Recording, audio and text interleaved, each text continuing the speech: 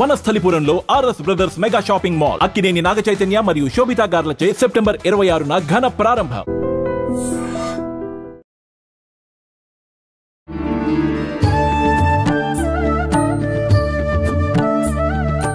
నమస్కారం, welcome to I dream. ధర్మ మార్గం విత్ విజిత కార్యక్రమానికి స్వాగతం. ప్రస్తుతం మనతో పాటు ఉన్నారు ప్రముఖ ఆధ్యాత్మికవేత్త, హనుమత్ మరియు శ్రీ విద్యా ఉపాసకులు బ్రహ్మశ్రీ శివయోగి సిస్లా జయశంకర్ గారు. ఇప్పుడు గురుగారితో మాట్లాడి మరిన్ని విషయాలు తెలుసుకుందాం. నమస్కారం గురుగారు. ఆయుష్మతి భవ. గురుగారు, మనకు సెప్టెంబర్ 22 నుంచి అక్టోబర్ 2వ తారీఖు వరకు కూడా శరన్నవరాత్రులు జరుగుతూ ఉంటాయి. అయితే ఈసారి మనకు ఆల్రెడీ ప్రారంభం అయిపోయాయి కూడా. చాలామంది మొదటి రోజు నుంచే, నవరాత్రుల ప్రారంభం నుంచే చేయలేని వారు, ఏదైనా ఆటంకం వచ్చి మొదలు పెట్టని వారు ఇంక ఈ సంవత్సరం ఇంతే, నేను అమ్మవారికి పూజ చేసుకోలేకపోయాను నవరాత్రుల్లో ఈ 9 రోజులు కూడా అని బాధపడుతూ ఉంటారు. మరి అటువంటి వారికి అంటే మన సనాతన ధర్మంలో, మన పూజల్లో, వీటిల్లో చాలా మనకు సౌలభ్యాలు కల్పించారు పెద్దవాళ్ళు. ఇలా కుదరకపోతే ఇలా చేసుకోవచ్చు అని. ఈ నవరాత్రుల్లో కూడా ఈ 9 రోజులు కుదరకపోతే ఆఖరి 3 రోజులు చేసుకున్నా కూడా విశేషమైన ఫలితం ఉంటుంది అని, ముఖ్యంగా ఫలితం పక్కన పెడితే అమ్మవారి అనుగ్రహం ఉంటుంది అని చెప్పి భావిస్తూ ఉంటాం. ఫలితం అంటే అదే కదమ్మా, అమ్మవారి అనుగ్రహమే ఫలితం. అదే, అంతే అనుకోవచ్చు. సో అందుకని ఈ ఆఖరి 3 రోజులు అంటే దుర్గాష్టమి, మహానవమి, విజయదశమి విశేషంగా చాలామంది చేస్తారు.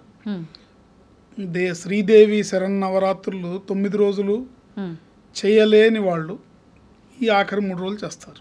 అంటే శాస్త్రం ఏం చెప్తుందంటే 9 రోజులు ఈ అమ్మవారికి శరన్నవరాత్రోత్సవాలు ఉపాసకులు ముఖ్యంగా అమ్మవారిని ఉపాసించి పూజిస్తే ఆవిడ అనుగ్రహం పరిపూర్ణంగా లభిస్తుంది అని ఆనవాయితీగా నవరాత్రులు చేసేవాళ్ళు కలశ స్థాపన చేసి 9 రోజులు కూడా దీక్ష పూని పొగలల్లా ఉపవాసం ఉండి, దీంట్లో ఎట్లా ఉంటుందంటే దేవి శరన్నవరాత్రుల్లో రోజుకి ఒక పూట పూజ చేసుకునే విధానం ఉంటుంది సింపుల్గా. కొంతమంది బాగా డెడికేటెడ్గా నవరాత్రులు చేసేవాళ్ళు 3 పూటలా పూజలు చేస్తారు. పొద్దున, మధ్యాహ్నం, సాయంత్రం 3 పూట్ల డిఫరెంట్ నైవేద్యాలు పెడతారు.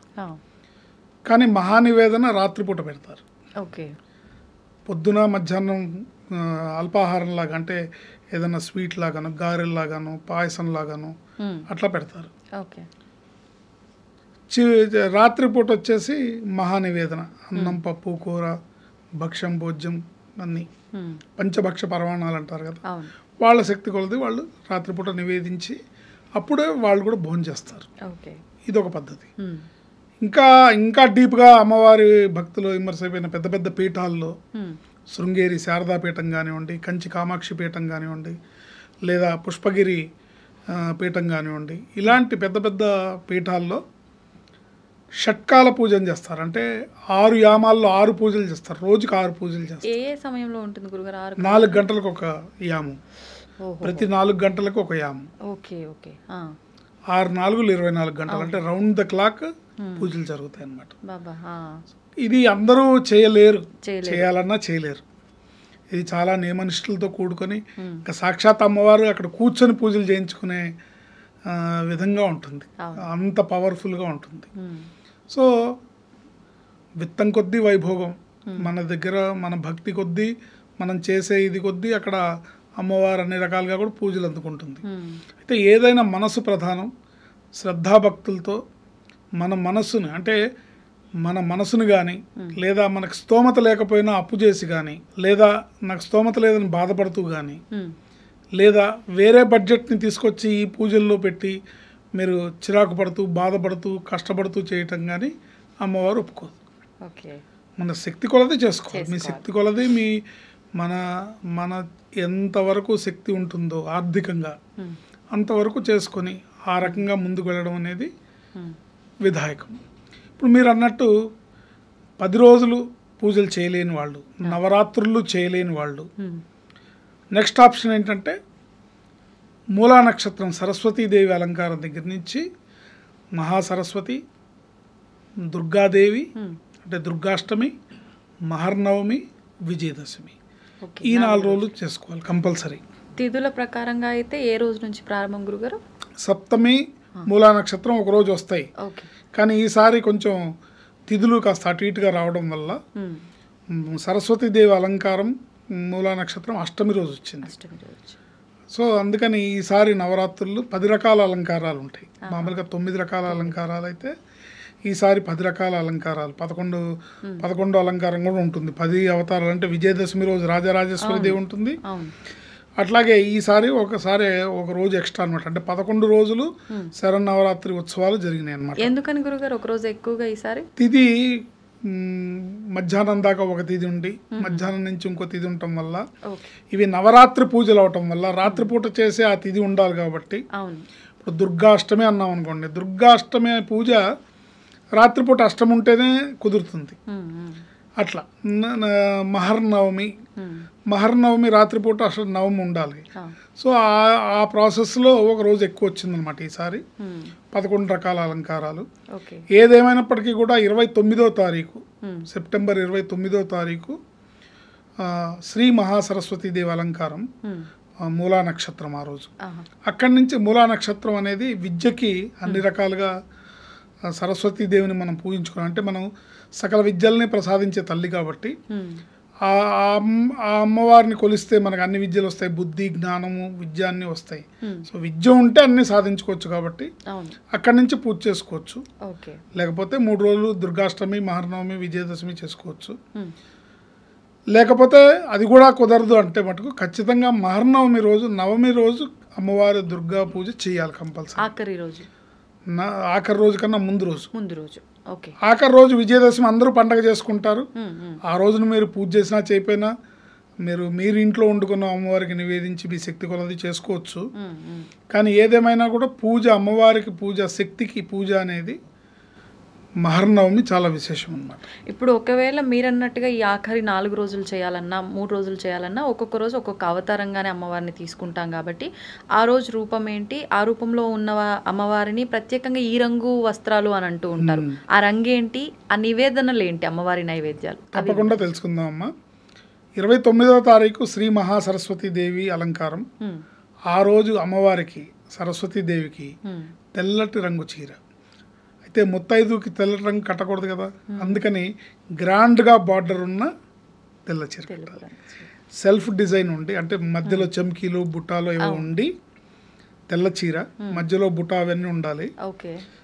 గ్రాండ్గా బార్డర్ గోల్డ్ కలర్లోనో, పింక్ కలర్లోనో, ఆకుపచ్చ రంగులోనో, ఎరుపు రంగులోనో, ఏదైనా సరే అమ్మవారికి ఇష్టం. ఆ రంగు చీరను అమ్మవారికి సమర్పించాలి. అంటే మీ ఇంట్లో మీకు చీర కట్టుకునే విధానం ఉంటే అమ్మవారికి కట్టచ్చు, గుళ్ళో అయితే కడతారు. ఇంట్లో మనం ఫోటోలకో లేకపోతే చిన్న విగ్రహాలకో కట్టలేం కాబట్టి అమ్మవారికి ఆ చీర సమర్పించి మళ్ళీ మీరు వాడుకోవచ్చు, దాంట్లో తప్పేం లేదు. ఆ రోజు అమ్మవారికి అల్లం వేసిన గారెల్ని, క్షీర పాయసాన్ని నివేదించాలి. అల్లం వేసిన గారెల్ని, క్షీర పాయసాన్ని నివేదించాలి. ఆ రోజు అమ్మవారిని వాగ్దేవ్యై చ విద్మహే బ్రహ్మపత్న్యై చ ధీమహి తన్నో వాణి ప్రచోదయాత్ అనే ఈ మంత్రంతో అమ్మవారిని పూజ చేసుకోవాలి. లేదా మీకు ఇంకా ఇతరత్ర సరస్వతీదేవి అష్టోత్తర నామాలు చదువుకోవచ్చు, లేదా లలితాష్టోత్తరం చదువుకోవచ్చు, లలితా సహస్రనామం చేసుకోవచ్చు. ప్రత్యేకంగా మటుకు నన్ను అడిగితే ఈ మంత్రం ఆ రోజు ఎక్కువగా జపించుకోవడం వల్ల అమ్మవారి అనుగ్రహం లభిస్తుంది. వాగ్దేవ్యై చ విద్మహే బ్రహ్మపత్న్యై చ ధీమహి తన్నో వాణి ప్రచోదయాత్, ఈ మంత్రంతోనే ఆ రోజు అమ్మవారిని ఆరాధించాలి. తద్వారా మనకి సకల విద్యలు, జ్ఞానము సంప్రాప్తిస్తాయి. ఎన్నిసార్లు సాధ్యపడితే అన్నిసార్లు మీ మనసు అంటే కనీసం ఒక 11 సార్లకు తగ్గకుండా చేసుకోవడం అనేది ఉత్తమమైన పని. మరి మరుసటి రోజు దుర్గాష్టమి. ఈ దుర్గాష్టమి రోజు అమ్మవారికి ఎర్రటి చీర, గారెలు, పులిహార ఇవి నివేదించాలి అమ్మవారికి. ఎర్ర చీర, మీరు బార్డర్ ఏదున్నా పర్లేదు. అమ్మవారు అంటే ఆ అమ్మవారికి పెట్టేది ప్రధానంగా ఎర్ర చీర ఉండాలి. గారెలు, పులిహోర ఇవి ఖచ్చితంగా. మిగతావన్నీ కూడా అంటే ప్రతిరోజు కూడా దైవారాధనలో ప్రతి వాళ్ళు గుర్తుపెట్టుకోవాల్సింది ఏంటంటే ఏం పెట్టినా పెట్టకపోయినా పానకం, వడపప్పు, కొబ్బరికాయ కంపల్సరీ పెట్టాలి, ఖచ్చితంగా ఉండాల్సిందే. పానకం, వడపప్పు, కొబ్బరికాయ, కుదిరితే అరటిపళ్ళు. వీటిల్లో ఏంటంటే వీటికి నిర్మాల్య దోషాలు ఉన్నాయి. అంటే అది తగిలింది సరిగ్గా ఉండట్లేదు, శుచి శుభ్రత లేదు అనే వాటికి దోషం ఉండదు. పానకం, వడపప్పు, నివేదిస్తే మహా నివేదన పెట్టినట్టు అనమాట. అంటే అన్నం పప్పు కూర వేసి విందు భోజనం పెడితే అమ్మవారికి ఎంతో అట్లా పెట్టిన ఫలితం ఉంటుంది.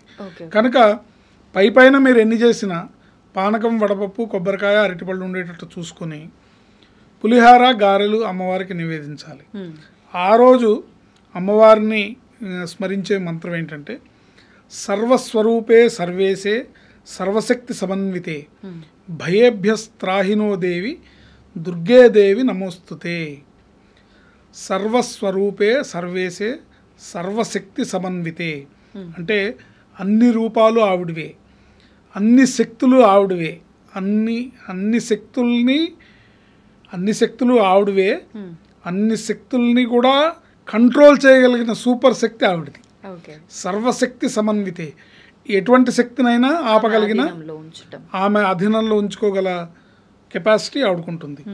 భయేభ్యస్త్రాహినో దేవి దుర్గేదేవి నమోస్తుతే. సకల భయాల్ని పోగొట్టి అభయాన్నిచ్చే ఆ దుర్గామాతకి నేను నమస్కరిస్తున్నాను అని ఈ మంత్రం అర్థం. సర్వస్వరూపే సర్వేసే సర్వశక్తి సమన్వితే భయేభ్యస్త్రాహినో దేవి దుర్గేదేవి నమోస్తుతే అని చేసుకోవాలి. ఇక నెక్స్ట్ మరునాడు మహర్నవమి. ఈ మహర్నవమి రోజు మహిషాసుర మర్దినీదేవి పూజ. ఈ 10 రోజుల్లో మీరు ఎలా చేసినా కూడా ఈ రోజు మటుకు డెడికేటెడ్గా అమ్మవారిని పూర్తిగా శరణాగతులమై అమ్మవారికి మనసుని తనువుని సమర్పించుకొని పరిపూర్ణంగా చిత్తశుద్ధితో ఆ రోజు మనం అమ్మవారిని అర్చించాలి.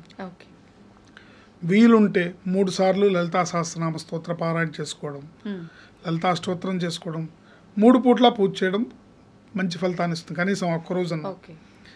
ఆ రోజు అమ్మవారికి నీలం రంగు చీర,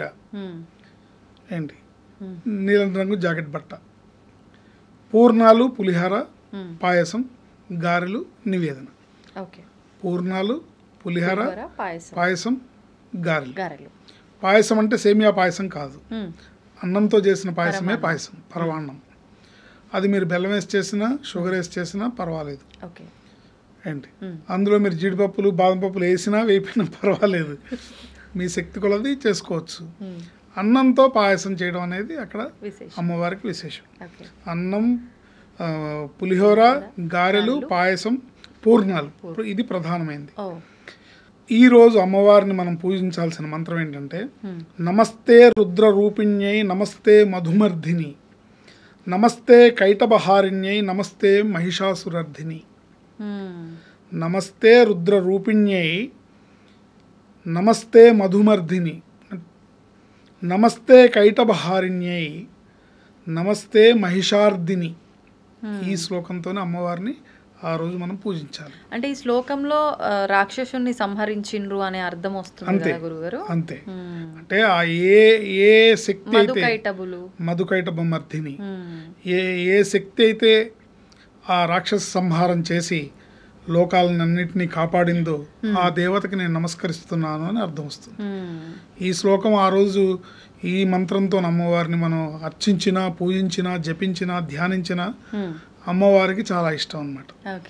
సో ఆ శ్లోకంతో రోజు చేసుకోవాలి. ఒక రకంగా అంటే మనలో ఉన్న అలాంటి రాక్షస గుణాలు, క్వాలిటీస్ ఉన్న తీసేయమని కూడా అంతరార్థం అదే. అంతరార్థం అదే. ఆ రోజు ఆవిడ అది చేసింది. ఈరోజు మనకి అంతర్గతంగా మనలో ఉన్న దుర్గుణాలు, మనలో ఉన్న వ్యసనాలు, మనలో ఉన్న దుర్బుద్ధులు, దురాలోచనలు, ఇవన్నిటినీ అంటే మనం ఏదైతే అరిషడ్వర్గాల్ని జయించడానికి తాపత్రయపడుతూ ఉంటామో వాటన్నిటి మీద విజయం సాధించడానికి అమ్మవారిని ఈ రకంగా మనం ఆశ్రయించాలి. ఇకపోతే ఆఖరి రోజు విజయదశమి. ఈ విజయదశమి రోజు అమ్మవారు శాంత స్వరూపంతో, రాజరాజేశ్వరి రూపంతో విరాజిల్లుతూ ఉంటుంది. ఆ రోజు అమ్మవారికి పసుపు రంగు చీర మహానైవేద్యం. అంటే ఆ రోజు ఇంక అన్ని పెట్టాలన్నమాట. అన్ని అంటే పాయసము, పులిహార, గారెలు, పోళీలు, ఇంకా మీరు ఇంట్లో ఏం చేసుకుంటే అవి, అన్నం, పప్పు, కూర, దప్పడం అంటారు. దప్పడం అంటే అదొక పులుసు, అంటే ముక్కల పులుసు అంటారు. మామూలుగా ఇప్పుడు వెజిటబుల్స్ అన్ని అంటే మీరు సాంబార్ అంటారు. కాకపోతే మసాలాలు వేయకూడదు, సాంబార్ మసాలాలు వేయకూడదు. అన్ని ముక్కల పులుసు అంటాం దీన్ని. బ్రాహ్మణ మామూలుగా అమ్మవారికి నివేదించే నివేదనలు గుళ్ళల్లో కానీ వాటిలో కానీ ఎక్కడైనా దప్పడం అంటారు, పులుసు అంటారు, ముక్కల పులుసు అంటారు. అన్ని రకాల ముక్కలు వేస్తారు దాంట్లో, వేసి పులుసు పెడతారు. అది అమ్మవారికి ఇష్టం. ఇవి మహానివేదన పెట్టాలి. పెట్టి అమ్మవారిని ఆ రోజు శుభ్రంగా సింధూరారుణ విగ్రహాం త్రినయనాం మాణిక్యమౌళిస్ఫురతారానాయక శేఖరాం స్మితముఖీమాపీన వక్షోరుహాం పాణిభ్యామళిపూర్ణరత్నచషకం రక్తోత్పలం బిభ్యతీం సౌమ్యాం రత్నఘటస్థరక్తచరణాం ధ్యాయేత్ పరేదంబికాం అనే లలితా సహస్రనామ స్తోత్ర ధ్యాన శ్లోకంతో కానీ, శరణాగత దీనార్త పరిత్రాణపరాయణే సర్వస్యార్తి హరే దేవి నారాయణీ నమోస్తుతే అనే మంత్రంతో కానీ మనం అమ్మవారిని పూజించాలి. శరణాగత దీనార్త పరిత్రాణపరాయణే సర్వస్యార్తి హరేర్దేవి నారాయణీ నమోస్తుతే. శరణాగత దీనార్త అంటే అమ్మ నేను దీనుణ్ణి, అల్పుణ్ణి, నీ శక్తి నాకు కావాలి, నీ శక్తి నాకు అనుగ్రహించాలి, నన్ను నువ్వు ఆదుకోవాలి, నేను సంపూర్ణంగా నీకు శరణాగతిని వేడుకుంటున్నాను. పరిత్రాణ పరాయణి అంటే ఆపదలో నన్ను రక్షించి కాపాడే ఓ తల్లి. సర్వస్యార్తి హరేర్దేవి అన్ని రకాల బాధలు, దుఃఖాలు, భయాలు పోగొట్టే ఓ తల్లి, నేను నిన్ను శరణ వేడుతున్నాను. శరణాగత దీనార్త పరిత్రాణ పరాయణే సర్వస్యార్తి హరేర్దేవి నారాయణీ నమోస్తుతే అని మనం ఆ మంత్రంతో అమ్మవారిని పూజించుకొని, ఇంకా ఇంటి ఆచారం ప్రకారం జమ్మి కొట్టడం ఇవన్నీ ఉంటాయి. జమ్మి కొట్టేటప్పుడు కూడా శ్లోకం ఉంటుంది. జమ్మి కొట్టి ఇప్పుడు మామూలు ఇక్కడ తెలంగాణలో బంగారం అని ఇస్తారు, ఒకళ్ళొకళ్ళు బంగారం ఇచ్చి జమ్మి కొట్టి వచ్చి బంగారం ఇచ్చి ఒకళ్ళు పెద్దవాళ్ళు ఆశీర్వాదాలు తీసుకుంటారు, చిన్నవాళ్ళు ఆలింగనాలు చేసుకుంటారు. అంటే బంగారం ఇస్తున్నాం అంటారు, బంగారం తీసుకుంటున్నాం అంటారు. సో ఆ సెమీ పత్రాలన్నీ కూడా బంగారంతో సమానం. శమయతే సెమీ శ్లోకాన్ని కొట్టేటప్పుడు కూడా శ్లోకం ఉంటుంది. శమయతే పాపం శమీ శత్రు వినాశిని అర్జునస్య ధనుర్ధారి రామస్య ప్రియదర్శన అనే శ్లోకంతో ఆ రోజు శమీ వృక్షానికి మనం పూజ చేయాలి. గురుగారు శ్లోకం చదవగానే అయిపోదు, ప్రదక్షిణలు అన్నీ చేసిన తర్వాత కోరికల చిట్టా రాసి చెట్టుకు పెట్టడం చాలాసార్లు చూసాను ప్రతి సంవత్సరం కూడా. అవి రకరకాల ఆచారాలు ఉంటాయమ్మా. అవి అంటే మీ పెద్దలు చెప్పిన ఆచారమే తప్ప అందరికి అది వర్తించదు, శాస్త్ర ప్రకారం కాదు. ఓకే, అంటే మనసులో కోరికలు ఎలాగో చెప్పుకుంటాము, కానీ ఈ పేపర్లో రాసి ఇవ్వడం అనేది నిజంగా అది ప్రాంతీయ ఆచారం లాగా వచ్చి ఉండొచ్చు మేబీ. మరి ఇప్పుడు విజయదశమి రోజున అమ్మవారికి సంబంధించిన నవరాత్రుల పూజ అయితే ఈ రకంగా చేసుకున్నాము. విజయదశమి పూజ మాత్రమే చేయాలి అనుకుంటే ఆ రోజు పొద్దున్న లేచిన దగ్గర నుంచి ఏ విధంగా ఆచరించవచ్చు విధానాలు? ఆ రోజు ఓన్లీ విజయదశమి పూజ చేసుకోవాలంటే రాజరాజేశ్వరి అష్టోత్తరము, రాజరాజేశ్వరి సహస్రనామ స్తోత్రము, లేకపోతే లలితా సహస్రనామ స్తోత్రము, లలితా అష్టోత్తర శతనామ స్తోత్రంతో అమ్మవారిని పూజించి ఈ నివేదనలు పెట్టాలి. అన్ని రకాల మహానివేదన ఆ రోజు ఇంకా పెద్ద పండగ కాబట్టి అమ్మవారికి మహానివేదన పెట్టాలి. మనం పిండి వంటలు చేసుకుని అమ్మవారికి బెల్లం ముక్క నైవేద్యం పెడతామంటే కుదరదు అట్లా. గురుగారు, ఇప్పుడు ఈ జమ్మి వృక్షం పూజించడం వెనకాల ఆంతర్యం పాండవుల ఆయుధాలు దానిపైన దాయటం వల్ల అదొక దేవతా వృక్షంగా భావించి ఈ విధానం ఈ రోజున మనం ఆచరిస్తూ ఉన్నాము. ఈ ఆయుధాలు అంటే కూడా వాళ్ళు యుద్ధానికి ఉపయోగించే వస్తువులు ఆయుధాలుగా భావించాము. కానీ ఇప్పుడు మనం ఆయుధ పూజ అనంటే ఎవరి వాహనాలను వాళ్ళు శుభ్రం చేసుకోవడం, పూజ చేయటం, ఇంట్లో వంట వస్తు సామాగ్రి, మీ ఇంట్లో కత్తిపెట్ట కూడా ఆయుధమే, ఆడవాళ్ళ చేతిలో గరిటె కూడా ఆయుధమే. అంతే. అందుకని మన వృత్తిరీత్యా మనం ఏమేమి వాడుకుంటాం అన్నిటికీ పూజ చేసుకోవచ్చు. ధన్యవాదాలు గురుగారు, చాలా మంచి విషయాలు తెలియజేశారు. And for more videos, please subscribe to iDream. Please subscribe to iDream. Please subscribe iDream. And please subscribe to iDream. For more videos, subscribe to iDream. please like, share and subscribe to the channel. Congratulations, iDream. Subscribe to iDream. Subscribe to iDream. So subscribe to iDream Media. iDream ki iDream team andarki huge congratulations. Please subscribe iDream Media. Please subscribe to iDream. Subscribe iDream. Please subscribe to iDream. iDream అంటే నా కళల channel subscribe చేసుకున్న నోరు తిరుగుతలేదు, మీరైతే గంట గుర్తు కొట్టండి. For more such videos, please subscribe to iDream. Subscribe to iDream. Please subscribe to iDream. Please subscribe iDream Media. Please do subscribe to iDream. Please subscribe to iDream Media. For best entertainment and information, please subscribe iDream. And don't forget to subscribe to iDream.